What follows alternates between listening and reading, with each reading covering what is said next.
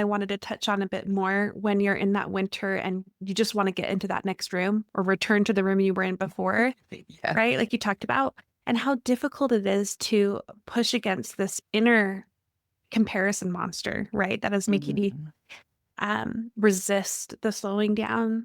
resist the rest because of the former self that was able to do the same thing Mhm. in a Mm. different way before. What advice do you have for someone who is really working through the inner Yeah. critic, the inner Yeah. resistor there?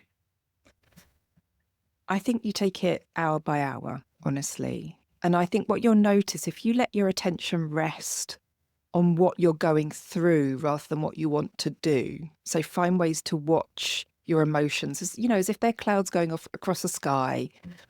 You'll notice that every single emotion is held in this state of being. Like things pass through you really fast. So you might feel unbearably sad for 1 hour, but if you watch, you'll notice that joy will come the next hour, or absolute blind fury, or, silliness kind of visits you sometimes. And sometimes you have these moments of deep comfort and beauty. Everything's contained in that space.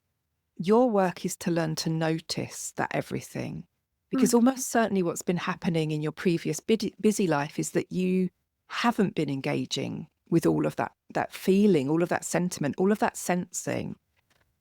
And it's a real skill to let your attention rest on exactly what is being presented to you in the here and now. And when you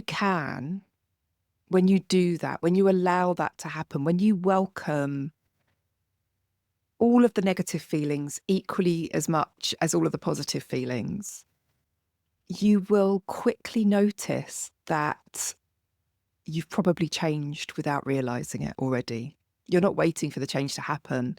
The change has already happened. Like things will rise up in you that will tell you things about the life you've been living that you have been pushing back. You might be feeling an extreme aversion to your job, or your relationship might already be dying, or you might have been ignoring physical pain for a long time. All of these things can only come to us when we make space for them.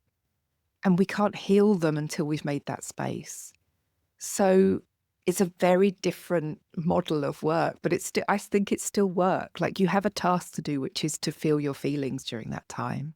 mm. And it's probably one of the hardest jobs you'll ever do.